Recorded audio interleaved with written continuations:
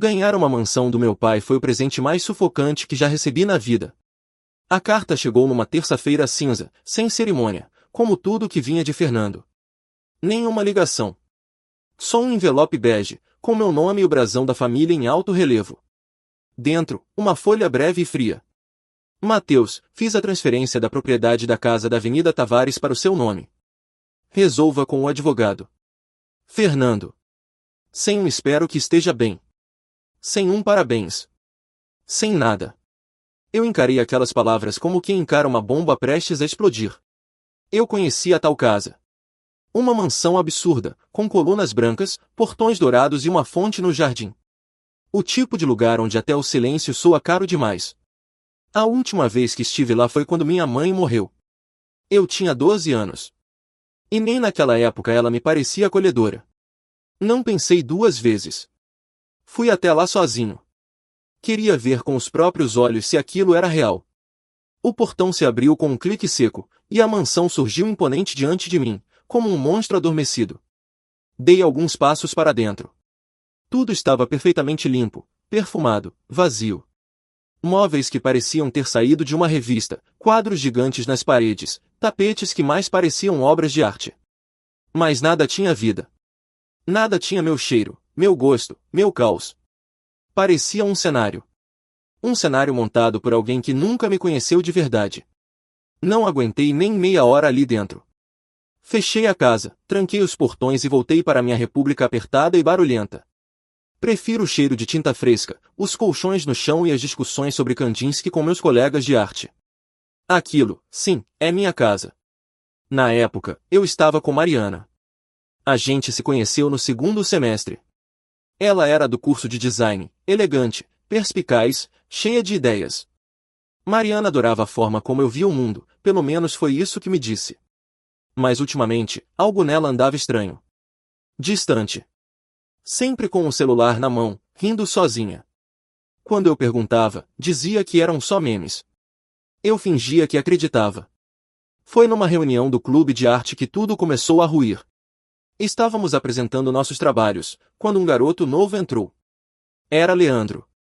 Calouro. Sorriso afiado. Roupa de marca. E uma confiança nojenta no olhar. Ele se apresentou como filho de um magnata do setor imobiliário e disse, com todas as letras, que morava numa mansão na Avenida Tavares. Sim, a minha mansão. Meu estômago revirou na hora. Mariana sorriu. Todos ficaram impressionados. Leandro parecia ter um talento especial para enfeitar histórias, e logo começou a citar Fernando, dizendo que o pai dele conhecia meu pai. Chegou até a insinuar que a casa era um presente para ele também. Como se fosse herança de bilionários parceiros. Eu não falei nada naquele dia. Só observei. Nas semanas seguintes, ele se infiltrou como uma erva daninha. Dominava as conversas do clube, pagava cafés para todo mundo, oferecia caronas em um carro alugado e fingia ter uma vida de luxo. Mariana caiu direitinho. Começou a segui-lo nas redes sociais, a comentar em tudo, a elogiá-lo em público. Aquilo me corroía. Mas eu ainda não sabia o que fazer. Me sentia traído, confuso. Por que alguém inventaria algo assim? Por que meu pai, mesmo de longe, era usado como peça num jogo sujo? E por que Mariana parecia tão encantada por alguém que claramente usava uma máscara? Decidi que precisava investigar. Comecei a prestar mais atenção nos detalhes. O sotaque dele destoava. As roupas pareciam caras, mas nenhuma era original. E quando mencionou uma escola de elite, fui atrás. Nada batia. Comecei a buscar nas redes, encontrei um perfil antigo, antes das edições de imagem, antes do Photoshop. Vi fotos dele com o uniforme de uma escola pública em outro estado. Amigos que ainda o seguiam, menções a um bairro humilde, referências que desmentiam tudo o que ele dizia agora. Guardei tudo. Tirei prints. Salvei nomes. Estava montando um quebra-cabeça, e a imagem final era de um mentiroso desesperado por status. Enquanto isso, Mariana ficava cada vez mais próxima dele. Um dia, entrei no clube e os dois estavam rindo juntos, sozinhos. Ela ajeitou o cabelo, ele tocou de leve o braço dela. Fingi não ver, mas meu coração despencou. Comecei a duvidar de mim mesmo. De tudo. Será que eu era mesmo tão invisível? Tão dispensável? Voltei para a mansão naquela noite. Sozinho. Precisava pensar. Entrei no salão vazio e gritei. Um grito seco, rasgado. Ecoou nas paredes de mármore como um pedido de socorro. Me sentei no chão gelado e chorei. Pela minha história. Pela solidão. Pela raiva que sentia do meu pai, de Mariana, de Leandro, de mim. Foi lá, com os olhos inchados e o rosto vermelho, que decidi, vou expor esse farsante. Vou acabar com esse teatro. E vou fazer isso com provas. Porque se há uma coisa que herdei de Fernando, foi a frieza. E eu estava prestes a usá-la pela primeira vez. Naquele momento, percebi que aquele garoto estava brincando com o meu nome, a minha história, e eu não ia ficar parado assistindo. Leandro virou o centro das atenções. Onde quer que estivesse, os olhos se voltavam para ele. E não pelos motivos certos. Ele mentia. Mentia com uma naturalidade assustadora. Falava sobre jantares com investidores, viagens internacionais, contas secretas em paraísos fiscais. Inventava nomes de arquitetos que reformaram sua mansão, mencionava peças de arte que nem sabia pronunciar direito. E todos acreditavam. No clube de arte, ele passou a dominar os encontros. Os veteranos se curvavam, e os calouros o idolatravam. Mariana, bom, ela parecia cada vez mais encantada. Ria de piadas idiotas. Tocava o braço dele em público. E eu? Eu me afundava em silêncio. Passei a me isolar. Trancava a porta do meu quarto. Passava horas revendo os prints que salvei, os perfis antigos de Leandro, os depoimentos vagos de ex-colegas de escola que encontrei fuçando comunidades esquecidas. Aos poucos, o quebra-cabeça estava quase completo. Leandro tinha vindo de um bairro simples do interior. Estudou em colégio público.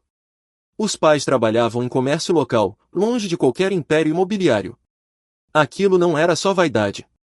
Era uma encenação doentia. A cada dia, Mariana se afastava mais. Tentei conversar, mas ela dizia que eu estava amargo, que sentia inveja. Mal sabia ela que eu segurava a verdade com os dentes. Era como segurar vidro quebrado, machucava, mas eu não soltava. Certa noite, decidi segui-los. Vi Leandro e Mariana saírem da universidade juntos, rindo alto. Pegaram o carro que ele dizia ser importado, mas que eu sabia ser alugado. Fui atrás com minha bicicleta velha, a uma distância segura.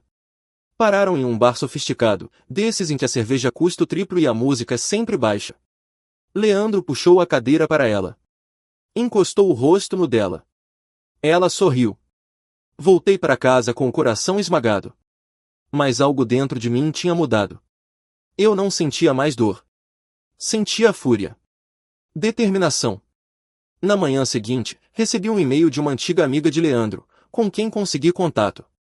Ela me mandou fotos dele participando de feiras de ciência de escola pública, com o nome dos pais em destaque como patrocinadores, Padaria Central.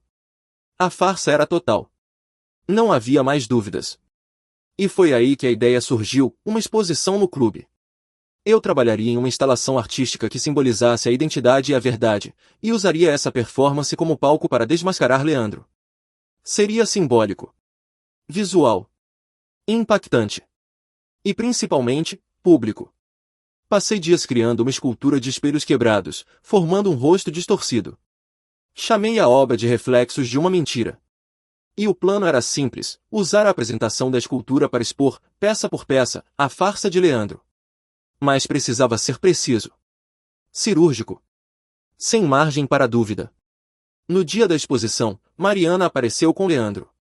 Estavam de mãos dadas. Senti meu peito arder. Vários colegas estavam presentes. Luzes apagadas. Olhares atentos. Respirei fundo. Boa noite, pessoal. Hoje apresento a vocês uma obra chamada Reflexos de uma Mentira.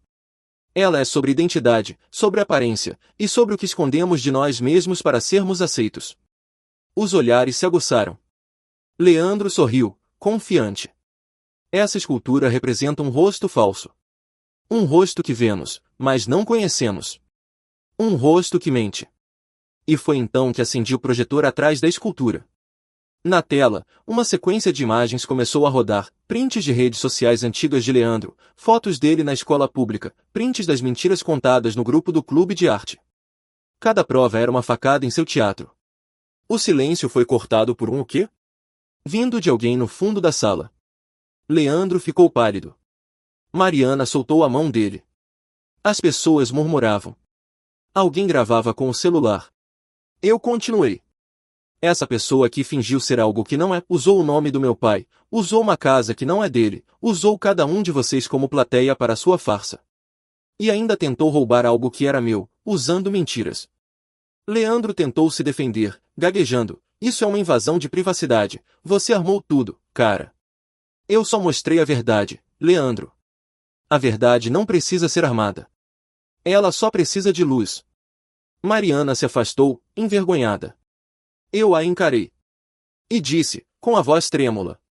Você me trocou por uma ilusão. Eu te amava. Mas você escolheu glamour em vez de caráter. Que isso sirva de lição. Ela tentou falar algo, mas virei de costas. Não havia mais nada a dizer. Quando saí da sala, minha respiração estava acelerada. As mãos tremiam. Não pelo medo, mas pela libertação. Eu finalmente tinha feito algo por mim. Por quem eu era. E não pelo que esperavam de mim. No corredor, uma voz me chamou. Clara. Uma garota do nosso curso, conhecida por todos como a vagabunda. Um rótulo cruel, dado por causa de roupas curtas, falas diretas e boatos sem fundamento. Mas ela estava ali, me oferecendo um copo d'água. Você fez o certo, ela disse. Foi corajoso. Eu ri, sem força. Corajoso? Acabei de implodir minha vida social. Ou acabou de recomeçar ela. Nos encaramos por alguns segundos. Ela parecia diferente. Mais real do que qualquer um naquele clube. E pela primeira vez em muito tempo, senti que alguém me via de verdade. Eu perdi a namorada, fui traído por um farsante, humilhado diante dos meus colegas, e foi a pessoa mais improvável que estendeu a mão quando mais precisei. Na manhã seguinte à exposição, o campus inteiro já falava sobre o que aconteceu. Os vídeos se espalharam mais rápido do que gripe em sala fechada. Meu nome virou tendência em grupos internos, e as palavras exposição, mentira e Leandro eram as mais digitadas do dia. Mas, para mim, aquilo não teve sabor de vitória.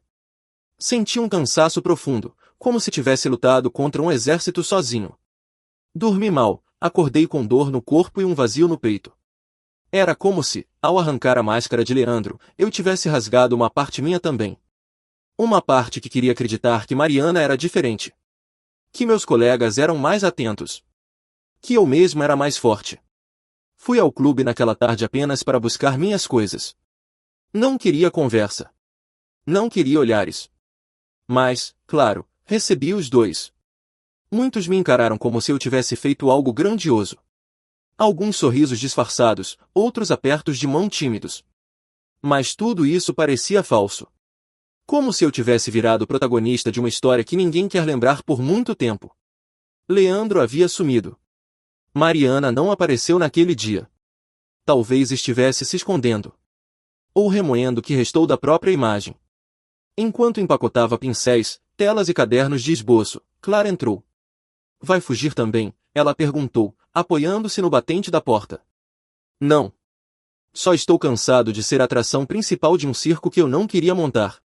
Ela se aproximou devagar, como quem respeita a dor do outro. Sentou ao meu lado e ficou em silêncio. Foi um dos silêncios mais confortáveis que já vivi. Um silêncio que dizia, eu estou aqui. Sem exigências. Sem explicações.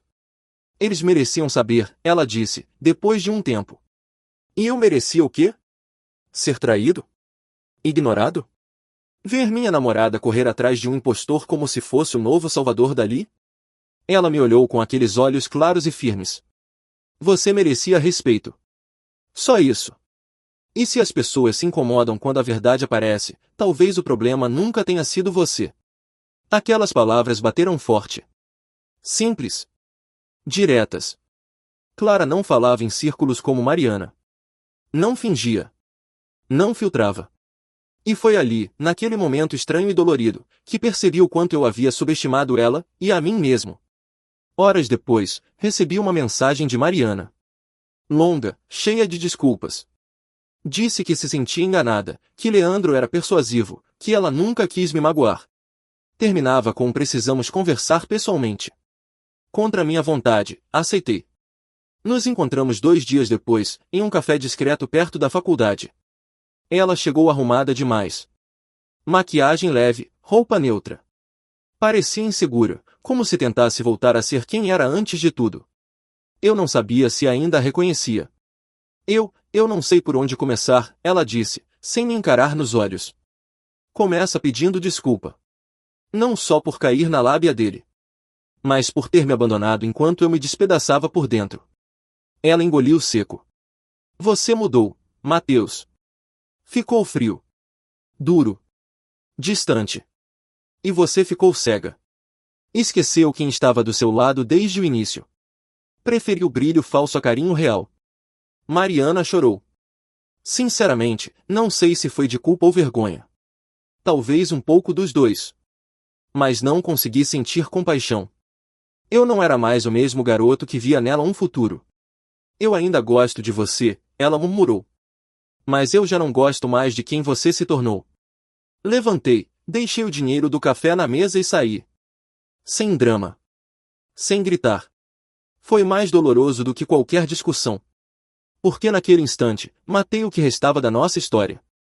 E quem me encontrou na calçada, minutos depois, foi Clara. Ela chorou. Ela perguntou, quase sem emoção. Chorou. Mas era tarde demais. Bom. Algumas lágrimas a gente precisa engolir sozinho mesmo. Fomos andando até a República. Clara me contou que também já havia sido julgada, traída, usada como moeda de troca por pessoas que só queriam popularidade. A diferença, ela disse, é que eu nunca precisei mentir pra ninguém pra parecer melhor. Eu só fui eu mesma. E isso sempre foi o meu problema. Passei a vê-la com outros olhos. Não como a garota dos boatos. Mas como alguém real crua. Machucada como eu. Passamos a conversar mais. Pintar juntos. Debater arte, filosofia, dores. Ela ria das minhas piadas bobas, e eu admirava sua coragem em ser quem era, mesmo sendo atacada por isso. Dias depois, fui até a mansão. Queria enfrentá-la. Entrei pela primeira vez sem peso no peito. Caminhei pelos corredores como quem anda por uma ruína sagrada. O lugar ainda parecia gelado, mas agora, eu via potencial. Uma ala inteira tinha paredes vazias, chão de madeira clara e uma janela enorme com luz natural. Ali, decidi montar meu estúdio. Transformar aquele espaço frio em algo meu. Enquanto preparava os materiais, Clara chegou com 2 sacolas, pincéis, sprays, tintas fluorescentes. Para você começar o novo capítulo, ela disse. Do zero. Pela primeira vez, alguém me oferecia algo sem querer nada em troca. E foi ali, sujo de tinta, cercado por telas em branco, que percebi algo. A mansão não era um presente do meu pai. Era uma segunda chance que eu precisava me dar. No fim, a mansão era só uma moldura. O quadro verdadeiro estava começando a ser pintado agora. Leandro desapareceu da universidade como um fantasma. Um dia estava sendo aclamado, no outro, sumiu sem deixar rastros. Nenhuma despedida, nenhum pedido de desculpas. O garoto que mentiu sobre tudo evaporou como uma bolha de sabão estourada pela própria arrogância. Ouvi boatos de que transferiu o curso para outra cidade. Outros diziam que foi pressionado pelos pais, os verdadeiros, os donos da padaria. Não me importava mais. Leandro tinha sido apenas o gatilho de um incêndio muito maior. A mentira dele revelou não só a falsidade do meio em que eu vivia, mas também a fragilidade das minhas próprias certezas.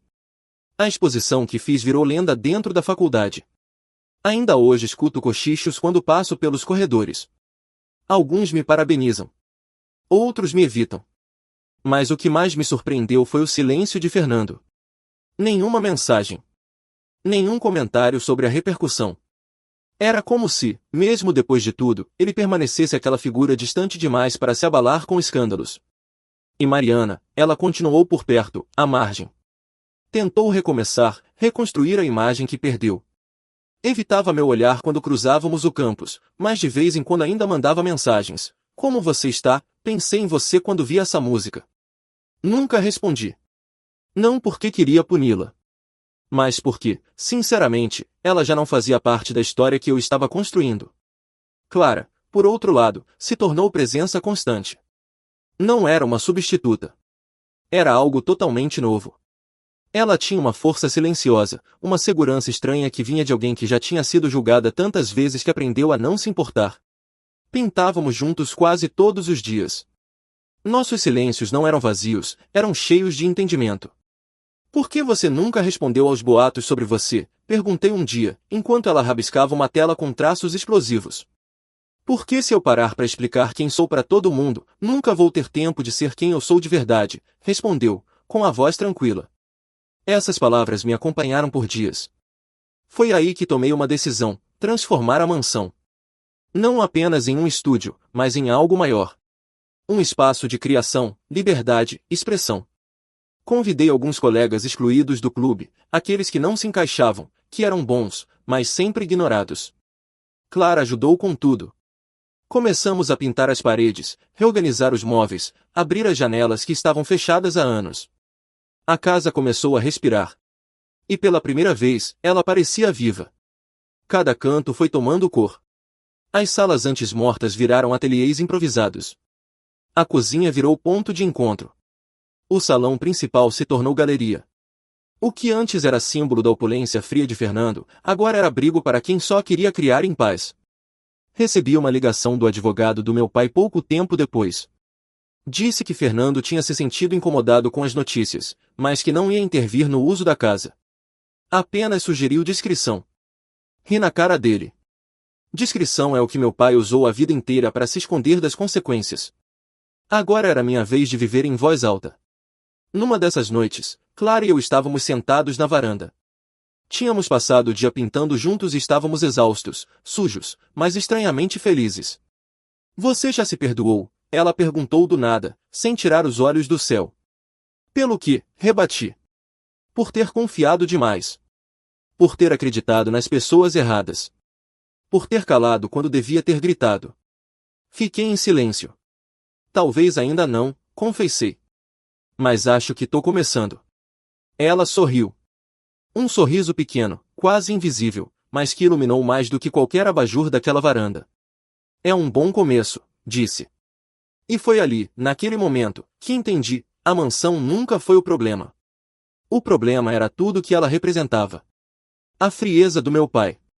O abandono. A distância. Mas agora, com cada parede colorida, cada risada ecoando nos corredores, cada traço na tela, ela começava a representar outra coisa. Começava a representar mim. Foi quando recebi a última mensagem de Mariana. Dizia, vi uma foto sua com Clara. Acho que finalmente entendi. Espero que vocês sejam felizes. Não respondi. Mas desejei, do fundo do coração, que ela também encontrasse seu próprio caminho. No fim das contas, a história não era sobre Leandro, nem sobre Mariana, nem sobre meu pai. Era sobre mim. Sobre como precisei ser quebrado, traído, desacreditado, para me reencontrar. E sobre como, no meio do caos, encontrei alguém que me viu além das cicatrizes. Na última parede do estúdio, pintei uma frase que agora guia minha vida. O que nos destrói não é o caos, é fingir que ele nunca existiu. Ali, entre pinceladas e música baixa, entre tintas e histórias reescritas, comecei a reconstruir quem eu era. Sem máscaras. Sem mansões emprestadas. Sem precisar que ninguém validasse o que eu sentia. Ali, eu finalmente estava em casa.